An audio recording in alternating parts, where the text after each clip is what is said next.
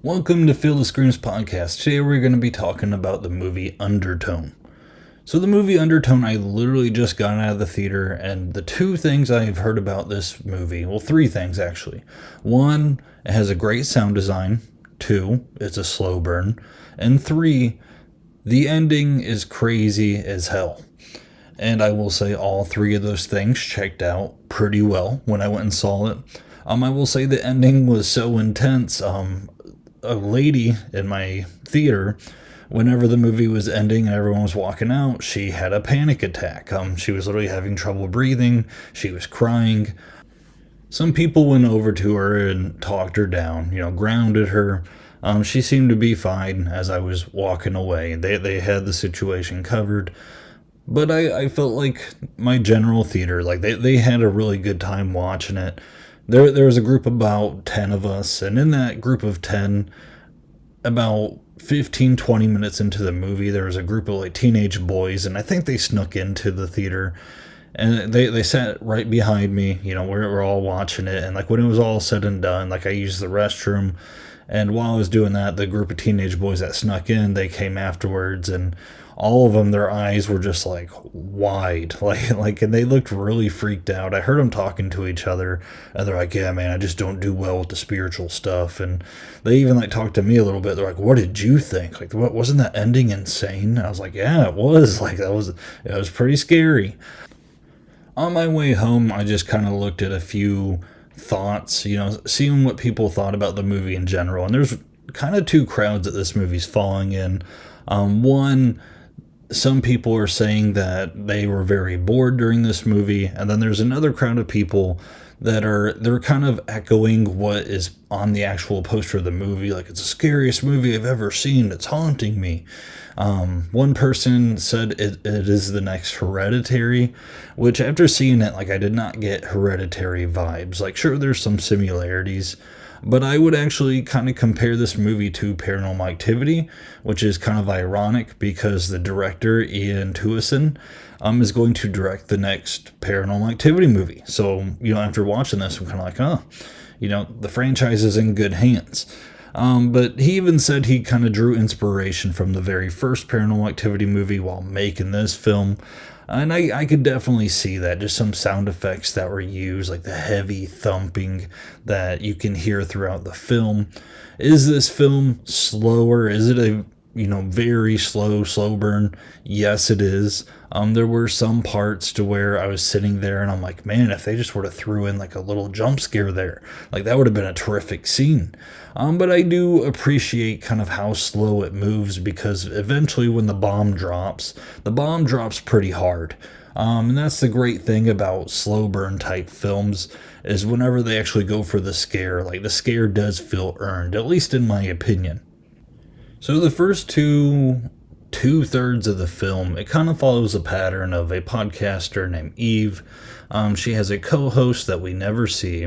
They have conversations, and while they're recording a brand new episode, they get an email from some mysterious figure that has 10 sound waves, and then they play the sound waves or the clips of audio, and then like they're supposed to talk about it because it's a podcast episode, which I was kind of laughing because Eve kept stopping each time they were trying to record. Like they would call, he would check up on her, and she's like, "Yeah, I'm fine." And then they like would start talking about like one of the sound waves, and then she's like, "Oh, I'm so tired. Can we just do this tomorrow?" And then they would like, he's like, "Yeah, it's fine." And then they'd continue the next day, and it's like, man, does it take them a month to record one episode? Now, I joke about that, but I do have a theory for the end of the film. There's a lot of endings that like people have kind of proposed online. I read a few of them, but there's one in my head. Like as soon as the movie wrapped up, I was like, I feel like this is the only way this all makes sense. And I'm sure other people have their other ways, but my theory kind of explains why she does that with the podcast. But we'll get to that in a minute because I just kind of want to talk about a few things before we get to that point. One thing that I think that needs to be said about this film is the sound design is fantastic. The audio and however they do it. I don't know. It just felt, like I said in the beginning, this movie is made with $250,000. And, if you take away the audio, the movie isn't that great, probably. But with the audio, like it just kind of like builds the world like almost in your head. Like it's making you play detective. And a lot of the scariness of the film, like it kind of takes place in your own head of like what's going to happen. And I'm really glad that this movie didn't go like off the walls insane.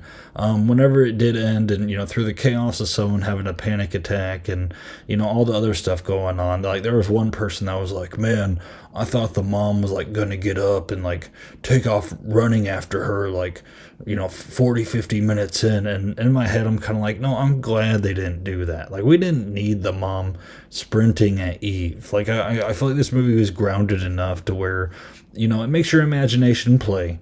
Could they have had a few more things in there? Yes. Maybe like a dream sequence or something, because it is traditionally shot, so you can do that. And they did play with that a little bit, but it was never like an over the top scare. It was never a lady crawling on walls or anything. Like, again, it's very grounded, and you just don't know what's going on. You don't know if Eve is crazy. You don't know if this demon's real. So like it just keeping it all grounded and stuff. Like I thought that was very good. Now, another thing that kind of drove me crazy, besides Eve constantly making her co-host delay the episode day after day after day, but during the episode she was supposed to be the skeptic, and every time the dude like played a sound clip, she was like, well, clearly it's all a hoax, and she just like kept doing that. Like she was very, I don't know, like it felt like when times when she wasn't doing the podcast, like she believed it, but then when she went to the podcast, she's like, well, this is all bullcrap. And it's like, why is she fighting so hard against this dude? Like, he would just play like a eerie little sound clip, and he's like, what'd you think, Eve? And she's like, clearly there's something wrong with her plumbing, and that's why it's making noises like that. And it's like, okay, Eve. And maybe she's playing up her part for the podcast, and maybe they're just trying to show you that normally Eve is very hard-headed. She doesn't believe that sort of stuff. But I don't know. I just thought it was a bit much, because I was totally into the movie, and like I wanted to follow Eve as the movie went. But then when she'd pulled out that little shenanigan, it's like, Eve, shut up. Like, it's not their plumbing. Like, let's get real here. So part of me just wants to jump right to the end, because I feel like that's where all the like meat of all this is, and that's where all the mystique is. It was, again, great sound design, great camera work, really eerie shots. But again, it was like super slow burn. But then like once we finally hit that ending, like, man, oh man, talk about an attack on your senses. It does feel overwhelming when it's all going. Like you just feel, it was so well shot and directed and recorded.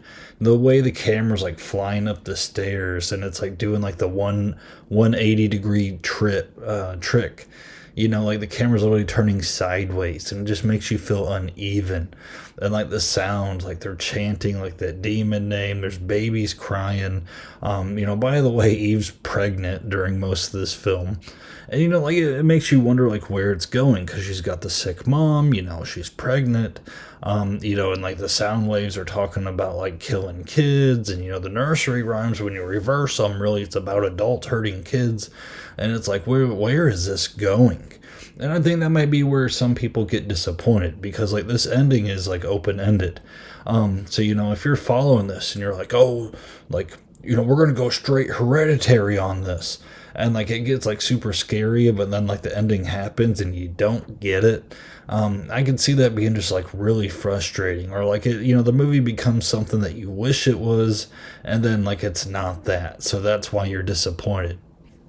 Basically, my theory for the end of the movie, because like this movie like throws some hints out there, like it throws some information to you, some expository, and then like the only thing that makes sense in my head for how this film ends is that the mom was already dead. The mom was dead before the movie even started.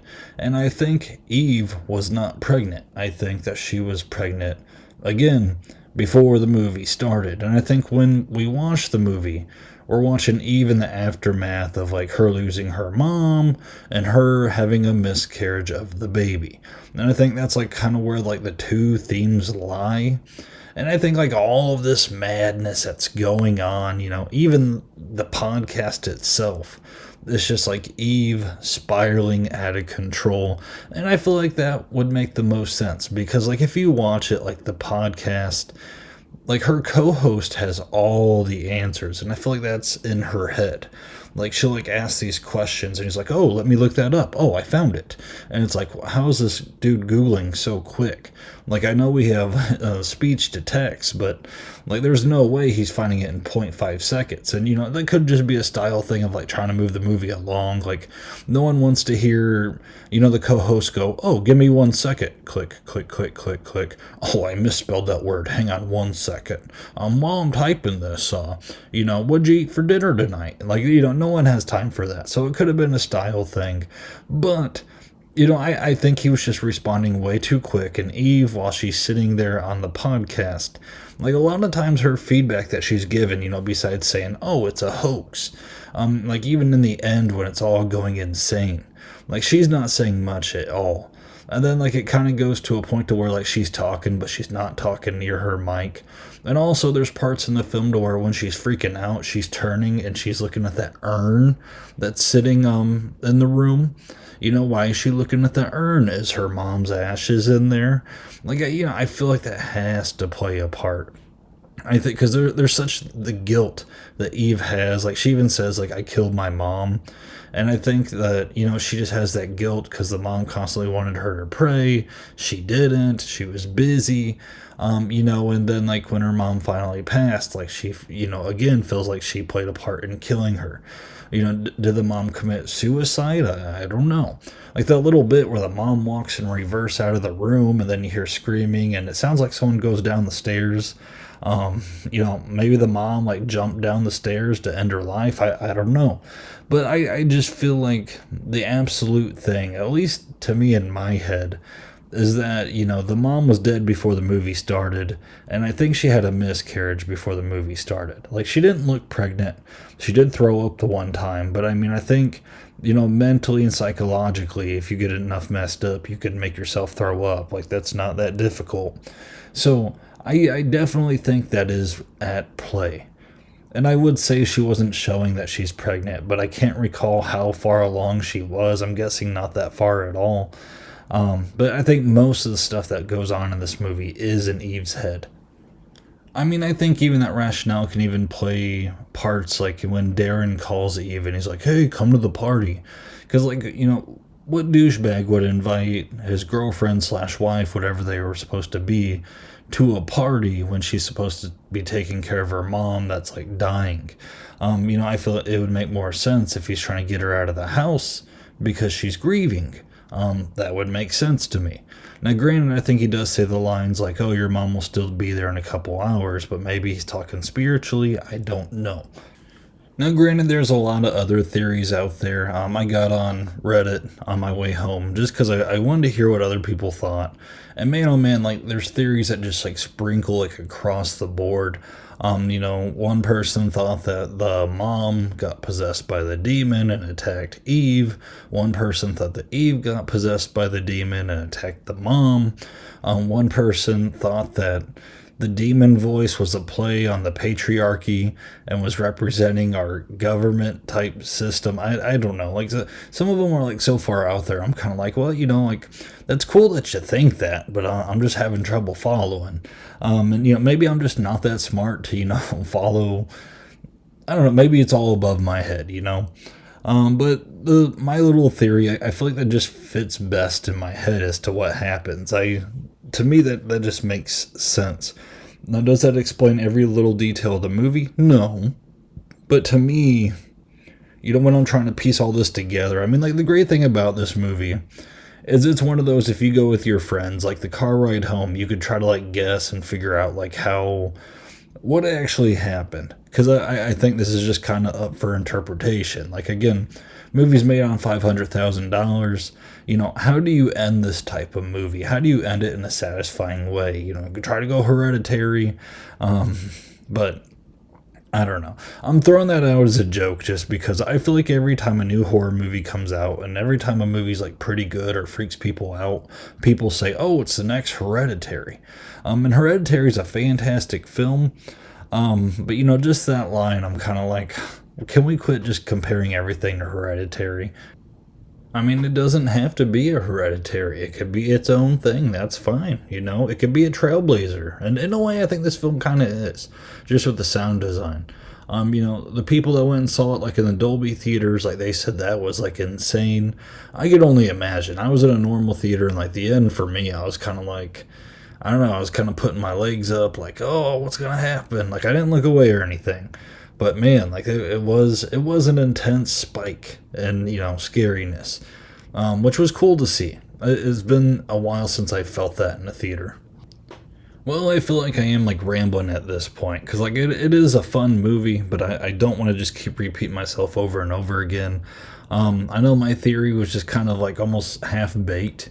Like I hope I didn't sound like too confident in the beginning, like oh this guy's gonna explain everything, and then like I just kind of give a simple like yeah the mom and the baby were dead the entire time. Like oh okay thanks.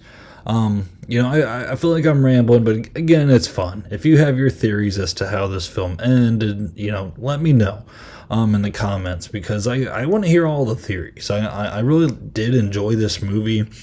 And if you were bored during the movie, like I can get that again with the slow burn. But if you thought this was terrifying, I can also get that too because like the ending was legitly good. So just throwing that out there. Tell me your thoughts. Tell me your theories on the end in the comments.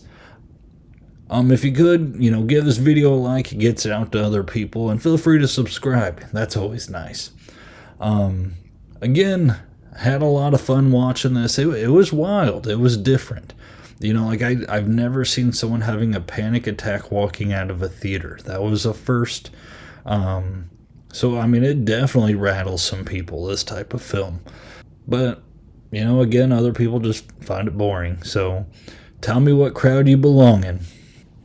Well, this has been my review for Undertone. I'm completely stoked for the new Paranormal Activity movie. After seeing it, I think the dude knows what he's doing. I think this was a really well made on a really low budget. It shot well. Sound design's awesome. And I'm pretty excited. I thought this was a pretty good movie. It was different. And it's going to make some waves in the horror community, I think. Again, thank you so much for listening, and until next time.